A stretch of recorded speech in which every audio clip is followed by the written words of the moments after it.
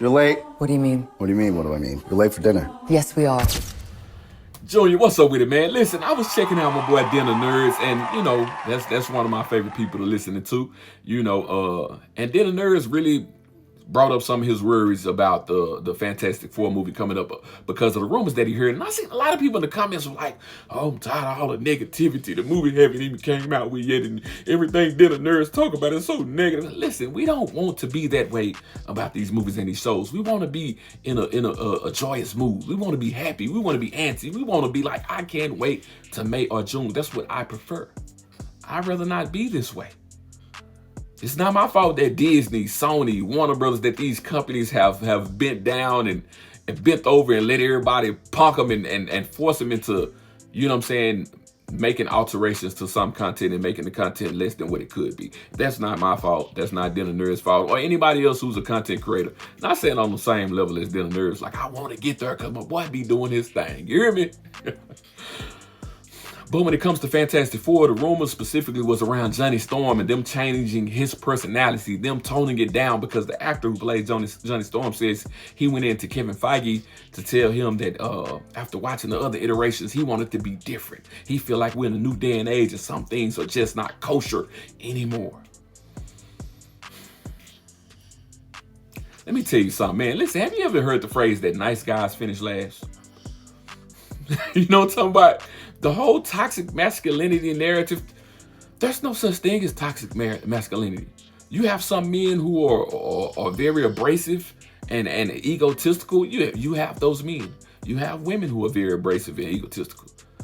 They exist. It takes all kinds to make this world go round. But I want to tell you something. There are certain types of things that are inside of people that put them in a position to do the things that they need to do. When I hear stories about Michael Jordan being hard to deal with and not liking other people on the team and never letting things go, and I'm like, it took Jordan to be that way to become Michael Jordan. Same thing for Kobe. You know what I'm saying? The great people, the legendary people that you knew about historically, they wouldn't have been your friend. They wouldn't have been people that you would want to sit down and have a drink with and laugh and giggle and play. They would not have been those people. Because in order for them to be great and do great things, they had to be a person that might have been a little toxic to other people. Now, when I'm talking about Johnny Storm, the only thing that he does is he's a young man, he's a hothead, he's a daredevil, he's egotistical, he's a ladies' man. And that's their problem. So you want to change a character that a lot of people gravitate to specifically because that's his personality. Or if they don't like him, but they enjoy the comic, it's specifically because that's Johnny Storm's personality. The fact that he will say any and everything. The fact that the Thing wanted to kick his behind because he couldn't stop cracking on something that the Thing couldn't help, which is him being a 7-foot tall rock monster. But that's Johnny Storm's personality. I don't know what is it about these companies, why they keep bending over and changing things. And I said this in my one of my last videos. Ever since the whole Me Too movement, the Black Lives Matter movement, the whole social justice warrior thing came about, everybody felt like they had to appease everybody. They had to apologize. They had to change things. These people still exist in this world. People like Johnny Storm still exist. And he not hurting nobody. He may not be everybody's cup of tea, but it's not hurting nobody. When we saw Iron Man in Iron Man 1 and 2, what was his personality? It was the way Johnny Storm is, pretty much. They didn't make nobody not want to go see those movies. Mortal Kombat came out a few years ago. The movie was trash. I hated Mortal Kombat. I keep seeing that Mortal Kombat 2 is about to come out. I'm not excited. I feel like that first one was dumb. And they didn't put Johnny Cage in that movie because Johnny Cage's personality is that way. He's a lady man. He's arrogant. He's egotistical. I don't care. I like Johnny Cage. You know what I'm saying? The people play the game. If they like Johnny Cage, that's why they like Johnny Cage. We know the Fantastic Four, everybody have different issues. We are all flawed people. I don't want anybody who's pretending to be perfect. I don't want anybody who's pretending to be this overly good Johnny Two Shoes or however you say it. I don't want that. I don't want that. It's the reason why Superman isn't my favorite superhero in DC. Batman is, because he's flawed. Even though he don't kill people. I really would rather he kill people. But just getting back to it, if you think about it. Think about it. Johnny Storm has that personality. He's the ladies' man. He's arrogant. He's egotistical. He's a daredevil. He's reckless. He's kind of disrespectful with the way he talks to people. It's not intentional. It's just his personality. We all know people like that. You know what I'm saying? You got Ben Grimm, the Thing. He has a lot of insecurities about being a 7-foot tall rock monster. Then you have Mr. Fantastic. You know what I'm saying? We know what he is. He's so intelligent. He's the most intelligent man in the world, but he's aloof to regular things that we wouldn't think of, and problems come about because he don't think about those things. He's just thinking about science and creating and technology. Like, he doesn't have a mind for that.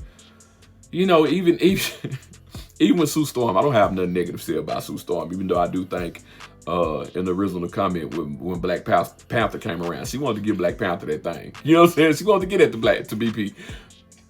But, you know, even hearing that they want to make her kind of like, you know, the lead in the movie or the most powerful, which technically Sue Storm probably is the most powerful person in the Fantastic Four. She was just never portrayed that way in the comics, but you know, her power set or whatever it is, she has the ability to do certain things.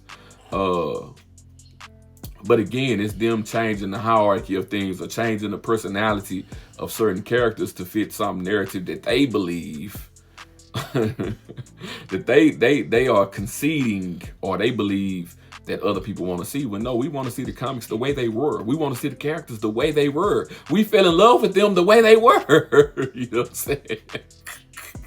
You already gonna have a little trouble with the movie. You know what I'm saying? The movie's gonna be the movie. You already gonna have a little trouble with the movie just because me, people my age, I'm not even that old, but people older than me are really Fantastic Four fans. The young kids aren't major Fantastic Four fans. They're not. They're X-Men, Avengers fans, or whatever else. Anime, whatever's out in anime. Fantastic Four, I know my little thing done popped out. Fantastic Four is kind of like an older generation cartoon or series. And then you have a Mr. Fantastic who, you know, is you know, Pedro Pascal. I love him as an actor, but he don't look nothing like Mr. Fantastic. You already presenting that. You know what I'm saying? So you're going to have a push. You know what I'm saying? It's going to be some people that's going to have some things to say. And then you have a female Silver Surfer who, at first, she tried to come out and say, oh, it's going to be she's not the Silver Surfer. She's this or she's that or Norrin Rand still exists. This. You tried to say all this stuff, and the whole time she was the Silver Surfer. You know what I'm saying? And it's an alternate universe. You know what? After you do Galactus right now, I don't think I want to see Galactus again in another Marvel movie. I don't know if I do. Like, can you do him again? So you kind of wasting that character. Like, we're not gonna get Norrin Rand. This is our Silver Surfer right here. That's the way I'm looking at it. And what's crazy about it is you have people who grew up on Norrin Rand. They grew up on the Silver Surfer. They love him. Galactus has a bunch of other heralds that you could have used. You could have used one of his female heralds, but you chose to use alternate female Silver Surfer herald, you know what I'm saying, which is Norrin Rand's wife, I believe. But you chose to do that because you want to appease certain people who really aren't even hardcore fans of this stuff. They're not. And you keep thinking that you're doing these things to bring in new fans or make it palatable for everybody when everybody's not watching. Your ratings have dropped. Your sales have dropped. You know what I'm saying? It's not getting better. It's getting worse. COVID and the shutdown happened in 2020, 2021. It's 2025. They're not going to see your movies because they stink. I got hope for the Fantastic Four. I'm hearing good stuff about the Thunderbolts, you know what I'm saying, which, you know, I think it'll be a decent movie. But, you know, if I'm being honest, my hang up, I overthink things. It's like, you don't got nobody that can do nothing with the Century or the Void. You got nobody. You got a bunch of hand-to-hand people. But we'll see how that movie go out here. It got good reviews. We'll see what happened with the Fantastic Four. But like I said, I seen Den of Nerds speaking on that with them changing Johnny Storm, and they didn't want him to be too abrasive. Too flamboyant. Well, not flamboyant, but too outgoing. They didn't want that. That's toxic masculinity. Tell you.